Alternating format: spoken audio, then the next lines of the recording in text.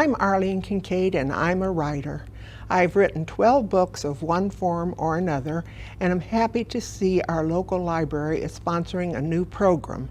If you are a writer, please get in touch with Tammy Hutton at the local library and join in the fun. And while there, check out my books, which I have donated to the library.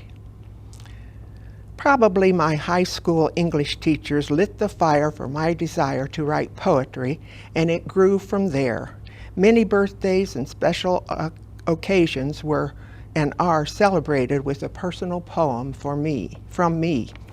My family arrived in Port Charlotte in January of 1986 from Lebanon, Indiana, where I worked as a speech therapist for the local schools. After moving south, I worked for the DeSoto County Schools for 3 years before returning to Port Charlotte. I was employed by the Port Charlotte County Schools for over 30 years, counting the time I worked as a substitute.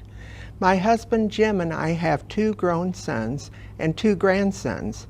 If any of you like to fish, you may know our younger son Jeff, who owns Captain Ted's Tackle in Murdoch.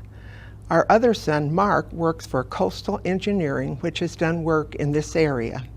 Until the COVID-19 threat, I volunteered in the local schools, giving students an extra helping hand, mostly in the reading area. I am the chairman of the local Writers' Tea, the publicity chair for the Charlotte County Retired Educators, and try to give a helping hand where needed. I hope you enjoy my writings that I have chosen today. My writings are coming from one of my books, Odds and Ends, Bits and Pieces. And the first one that I'm going to read is An Open Invitation. I'm a book sitting on a shelf. I'm very lonely by myself. I'm crying to be read. See what my authors have said, some of them living and some of them dead. It's important for minds to be fed. Come to me, cried I, the book. Open my pages and take a look. I can take you on a trip over the waters in a ship. I can tell you a story of fortune and fame, or of twin boys who look and think the same. I can tell you of a man who lost his job, and to survive he joined the mob. I can share with you a healthy diet. If you don't feel well, you might like to try it. I can show you photos of birds flying on wing and describe the beautiful songs they sing. I can tell you of a mother and her love for a child. I can take you through a storm where the wind blows wild.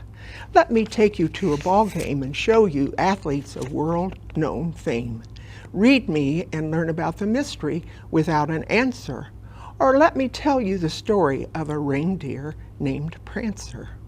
Once you open my pages, the world is yours to seek. So please, open me now and read. Don't just take a little peek. And most of us remember our first car. My first car I named Daddy-O, and I wrote this about him. Had a 39 Plymouth named Daddy-O, and boy could that old car go.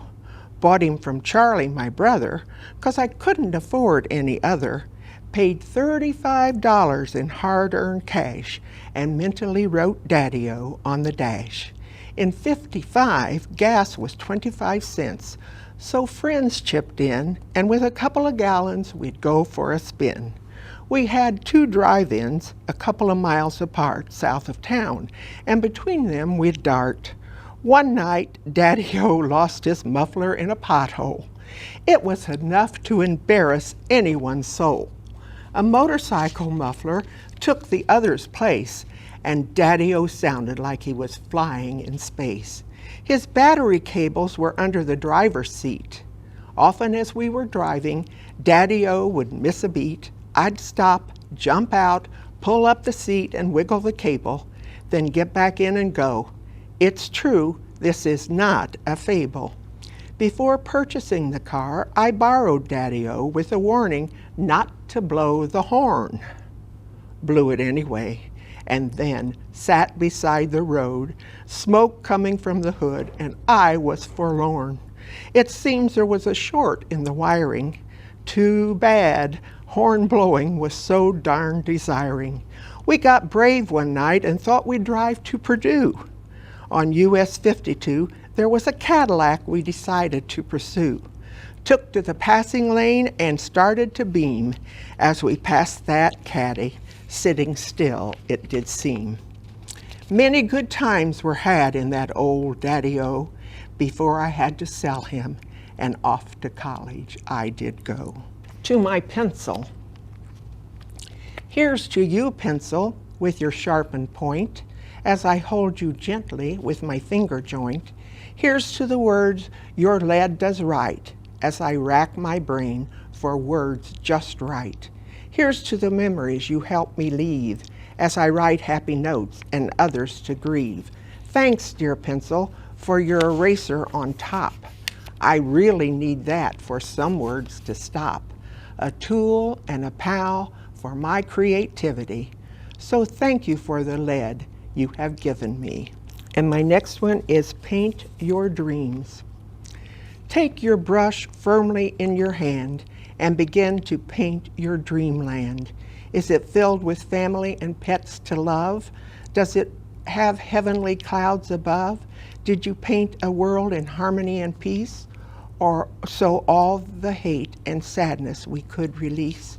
Did you your brush bristles dabble with pastels as soft as a baby's skin? Or did you tend to fill the bristles with bold colors again and again? You can also paint your dreams with a written word. I'm writing this poem because of the words of a student I heard. What is your precious dream you hold and see in your mind? I hope whatever it is, you'll search until the dream you can find. Don't be afraid to try.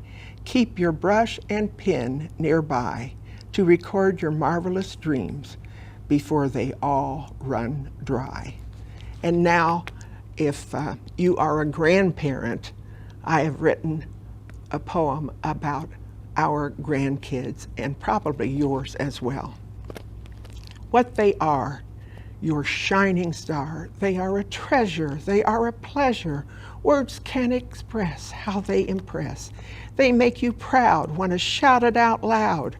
Heart swells with pride, happiness can't hide.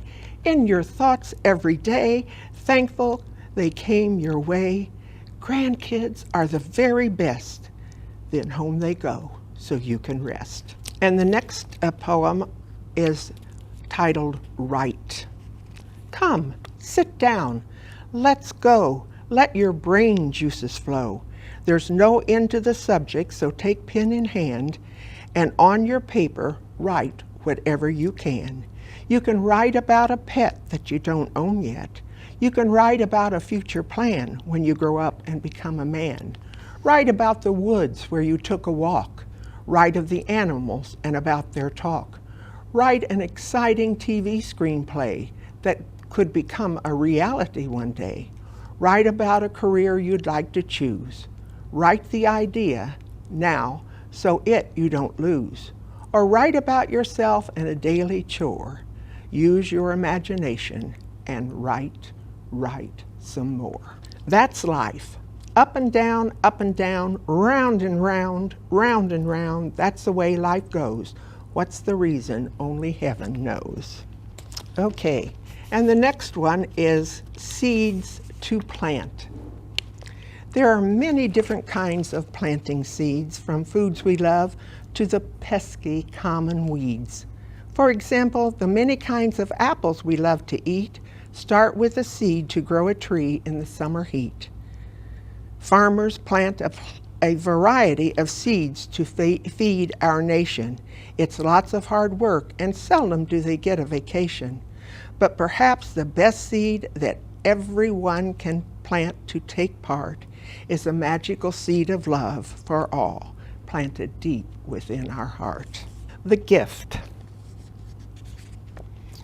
We all have a gift within us, but it is up to us to find it. Writing is a gift, whether it is for publication or self-satisfaction. Do yourselves a favor. Keep a daily journal. Write about your dreams, daily activities, your innermost thoughts or fears. Enter writing contests. Go to open mics and read what you have written. This is a great way to gain self-confidence. And then remember to read for yourself and out loud to the young and the elderly. Satisfaction is priceless, but most of all, enjoy. The dream journey. Let's venture to the land of big dreams, where wishes come true, or so it seems, where you can be you and I can be me, where living is fun and dreaming is free. You can wish upon a bright star in the sky, but be careful because stardust can cloud your eye, and your vision will be lost with a quick blink. Are you ready for the journey? What do you think? It's all about right. Sometimes all it takes is the right person at the right time saying or doing the right thing, or making the right offer to help you. Don't ever give up. If it is right, think about it. After all, what is left? And the first poem that I read was called An Open Invitation, and it kind of introduced the book. And I have the end of the open invitation, which I call Part 2. Did you heed my open invitation? Did you take me along on vacation? Did you do more than take a look at my cover? Did you look at my photos and our beautiful world discover? Did you read the words flowing across the pages? Could you feel the kindness or moments of rages? Did you solve the mystery before it was revealed? Or see the beauty of the flowers growing in the field? Did you read the miracle of a family's newborn? Or share the struggle of an immigrant with English so foreign?